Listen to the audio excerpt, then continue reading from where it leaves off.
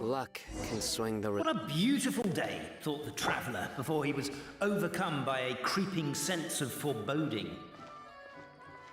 The voice in his head grew louder.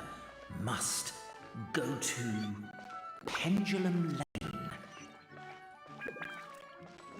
Rises.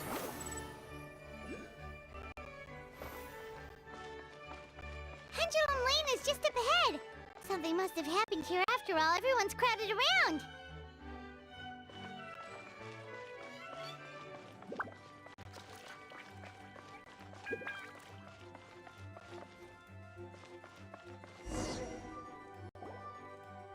Oh my god, this is terrible! I don't understand. The three great clans of Constellation Metropole have finally made peace with each other. What happened? Oh no, someone's lying on the ground. Cappy! How did this happen? Cabin, you idiot! Wake up! You need to revise your last words or everyone's gonna start suspecting me! Last words. What did he say? If I wind up dead one day, the murderer was Boberano. You could have at least pretended to not remember it. I'm sorry, Boberano, but this is an interrogation.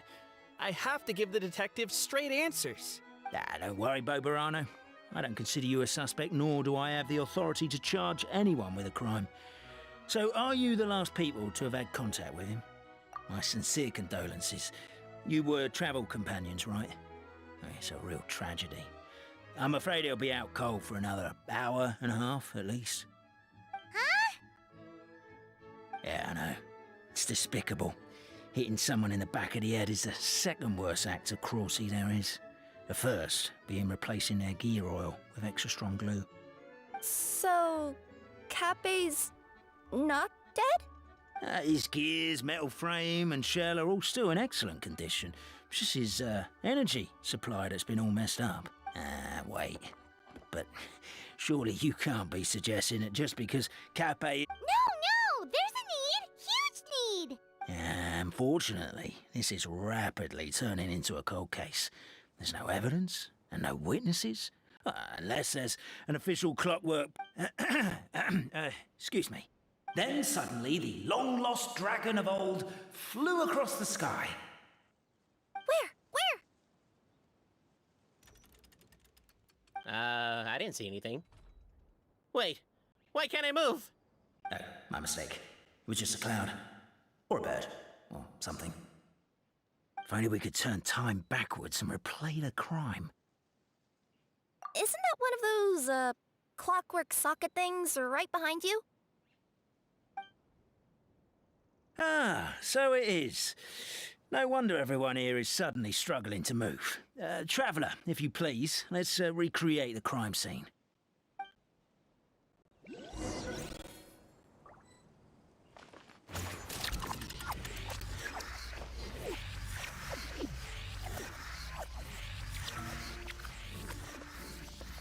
The crime scene's too chaotic. I can't make heads or tails of it.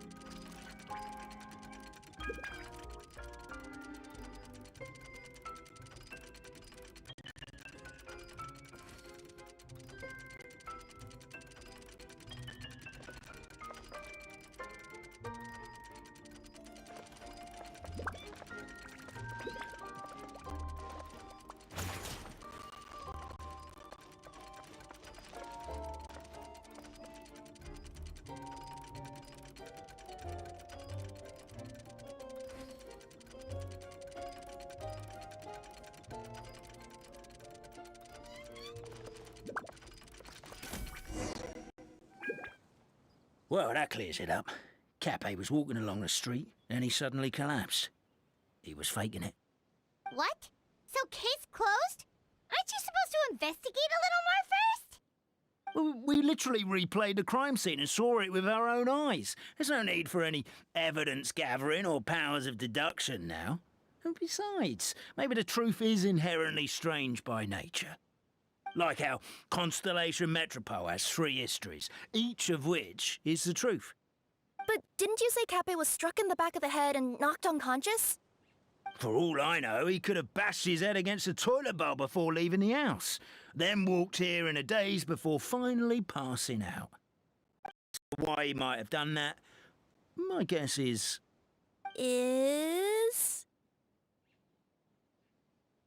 With the Supreme Clan question left unanswered and the tension in Constellation Metropole suddenly wiped away, he was looking to create a new source of conflict. Only then would the city feel alive again. Do we really think he's capable of that, though? Sounds like a pretty complicated conspiracy for the average Simulanka resident. Traveler, something about the crime scene isn't sitting right with me. It just seems unnatural. Also, anything outside of the immediate area won't have appeared in the replay. Is it possible that something was missing from the scene? Why don't we search the area? Wait, what are you doing? Oh, we're gonna head to Cappe's house to check the toilet bowl for signs of an impact.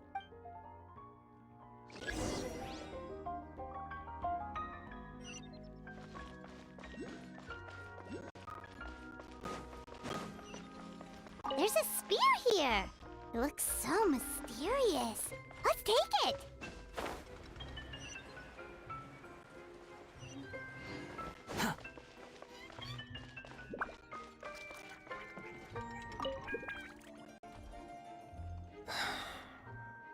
Come here.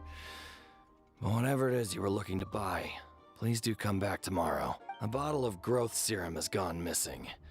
If someone's stolen it with the intention of harming others, there's a whole investigation into it, so I gotta close the shop while I do an inventory count.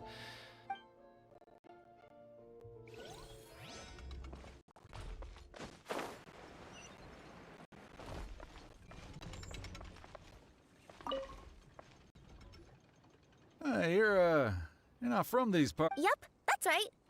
Ah, well, I was gonna offer you a great... Doesn't sound very safe. At least not as safe as being a courier. To keep the titanium ore intact, we use specially designed pickaxes that can't cut through it. Even if you... And in terms of labor intensity, the work has been rated as Class 2... I'm not... Never mind. Welcome to Paimon's world. Mind you, I don't know what happened today. Sounds pretty brutal. Still, a missing pickaxe. Huh. Is it just me, Traveler, or does it seem kinda suspicious?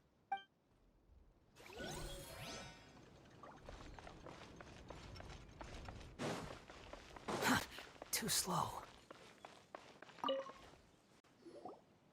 Hello there. Have you seen my spear? But someone was shouting about a dragon a minute ago, and...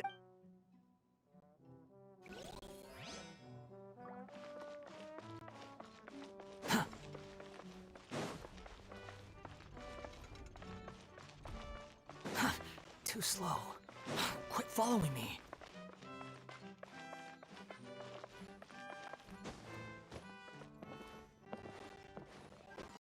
Behold! Ja! Ga!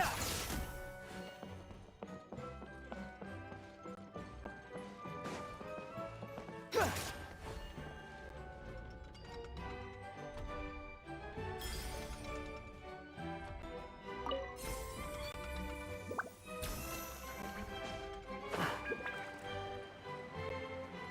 There's a strange potion bottle here. Looks so weird. Let's take it.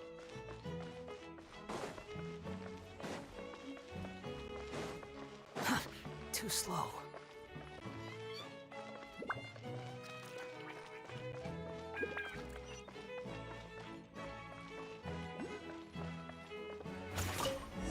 A be a story behind it. Let's take it.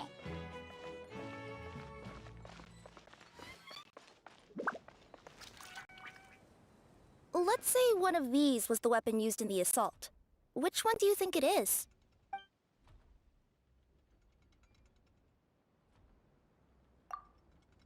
If it was the growth serum, Kappe would have been turned into a giant. Also, the bottle probably would have shattered when it hit him. We would have seen the debris on the ground. Let's say one of these was the weapon used in the assault. Which...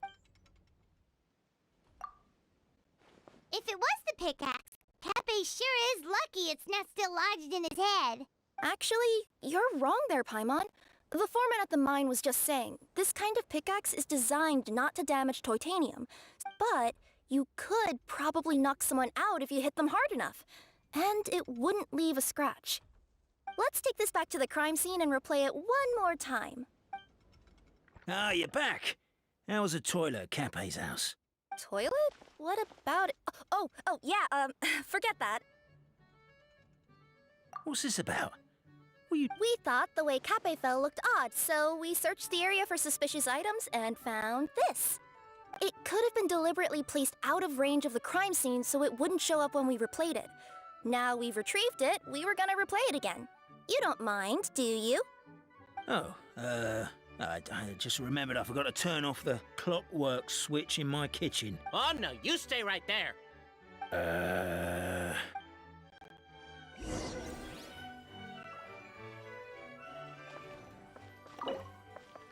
We should be good now.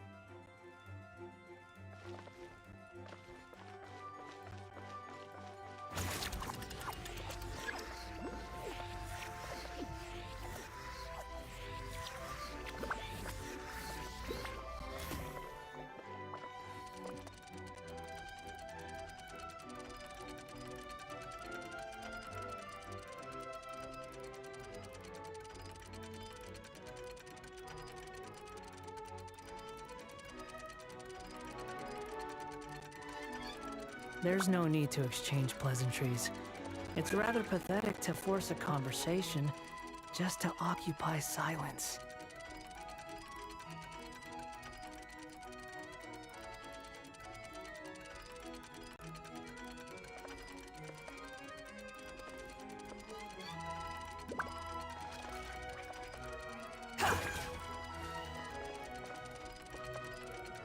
So you're the attacker!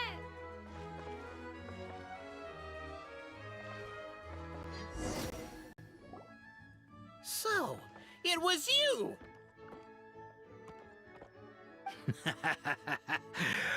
I would congratulate you for cracking the case, but since I did such an abysmal job of covering my tracks, so all I can say is... Catch me if you can!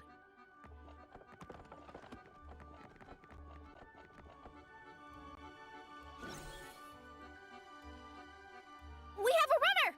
That's it! Let me at him! The would-be Marquis of Carabas dispatched the Necromancer who ran off in pursuit of the poor little minion.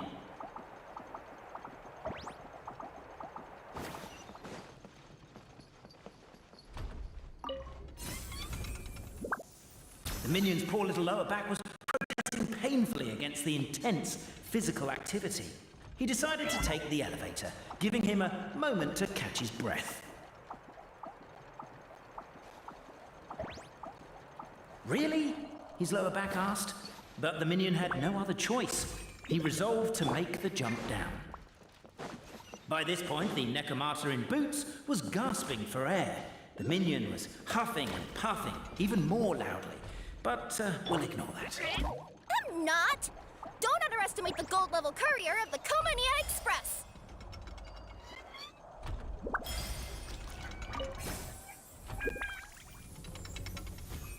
A characteristically catty response from the Necromancer. Tell me, what do you hope to gain from bullying me? I get to let off some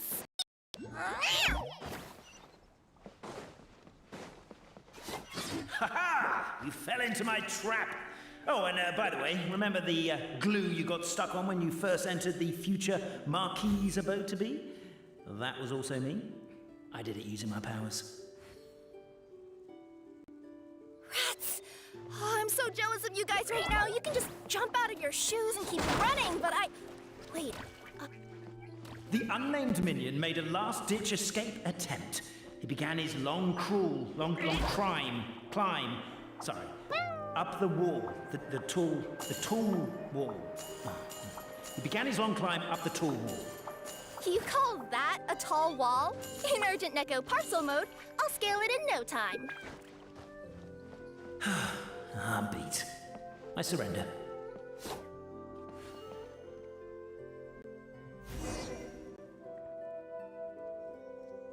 You've got nowhere left to run. All right. I confess. That was fast. Getting caught by you here was a backup plan. I don't know if what I've done will make things better or not. Time to come clean. I am the narrator, the one who's been guiding you all this time. Okay, I guess my voice acting skills have some room for improvement. Anyway, I only did what I did because... Why are you suddenly spilling the beans? I poured my heart and soul into all this. I was worried you wouldn't ask. The truth is, I was one of the first conscious beings ever made by the goddess of creation, and I've known for a long time that this whole world is just a fairy tale written by the goddess of fate. I know they say that fairy tales are just made up for kids to read, but I refuse to believe that fairy tales are just fictional stories and nothing more. The reason why Constellation Metropole has 3 origin stories is that the goddess of fate wrote 3 drafts and couldn't decide which one she liked best. Then her cat trod all over them, and they all got crumpled together, so the 3 worlds just sort of folded into one. The goddess of fate was torn between them anyway, since she couldn't decide which ending was best for the dragon or the kids. So when she saw what the cat had done, she simply decided to go with all 3. Who'd have thought? But what does any of this have to do with what you did? You're not a fictional character, so you couldn't hope to understand my sorrow. Honestly, I don't think there's anyone in all of Simulanka who would understand. Every day that I experience, every interaction I have with another person, is it really all just a work of fiction? The only reason the 3 great clans wanted to find out the truth was for the pointless task of electing the supreme clan. I thought that once they'd learned the truth, it might make them curious enough to investigate further. But as it turned out, they just accepted it and carried on living the same old lives. I have to motivate them to keep looking for answers now that they think they've learned the truth. I have to make them uncomfortable with the superficial explanation that they took at face value. And I have to figure out, once and for all, while you real people from the outside world are still here, are we real? Aww. That's my full confession. Time for you to take me back. I'm guessing I'll probably be forced to make a public apology, then sentenced to half a day in solitary confinement. I definitely deserve half a day. Oh, also, pass this message on to Cape, Bobarano, and Albizzi, if you could. The Great Clockwork Key was originally put in place jointly by the ancestors of the 3 clans. If the 3 of them had any ability to cooperate whatsoever, they'd have been able to remove it by themselves. Over all these years, not once have they ever tried removing it together. Oh, my poor child. There's one thing you've been mistaken about this whole time. Ah! Whose voice is that? Detective? Was that you? Your voice acting's actually pretty good. The reason fairy tales are suitable for children is that they help them to understand the world. Fairy tales may be works of fiction, but at their heart lies an internal logic that is undoubtedly real-world truth in a condensed form. Perhaps they simplify good and evil, and perhaps they hide the darkness in metaphors. But let there be no doubt. The world within fairy tales is as real as can be. And by extension, you and your compatriots are also real. Goddess! Is it really you? The line that separates footnotes from narrative can never be crossed. Never the two shall meet. This is why you have never heard my voice before.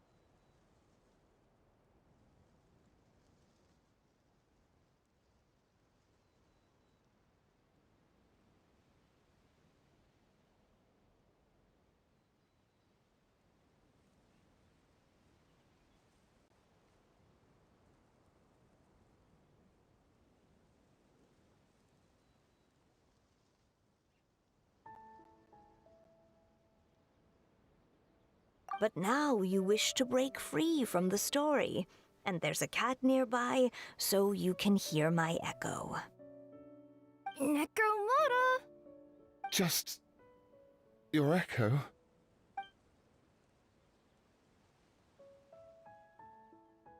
Oh, poor detective. So, we are a part of the real world too.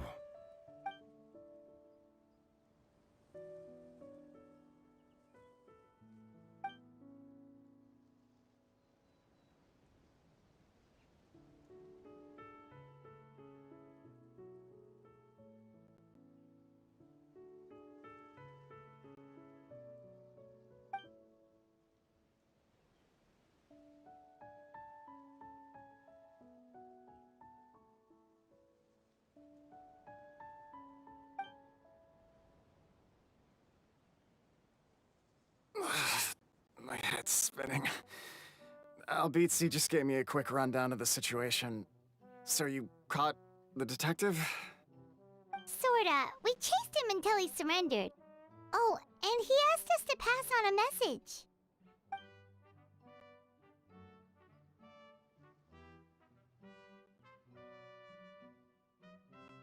Does he really think we didn't try that? 'Cause we did, after 6 months in that place. Ah, that was my bad. I thought it was a stupid idea at the time, so I didn't really exert myself. I also sort of stopped trying after 3 years. Look, you... Never mind. I'm partly to blame as well. On the second attempt, I just hugged the key and pretended like I was pulling as hard as I could. You guys are so lazy. My granny's neighbor's pet cat has nothing on you, and it spends all day, every day sunbathing. Anyway, you said you heard the voice of the goddess of fate at the end? That's amazing. There is a world beyond our own after all. What would you guys say to taking a trip to the outside world sometime? Otherwise, I got bashed in the back of the head for nothing. Depends. Do either of you know how to get there? But yes, I agree we should go. And not invite the detective, just to annoy him. But maybe the reason we've never worried about whether we're real or not is that, unlike him, we weren't there to witness the creation of this world. We've never had any reason to doubt that we're real. If someone ever convinced me that these delightful dimwits, Cape and Albizzi, weren't real, oh, I'd be devastated.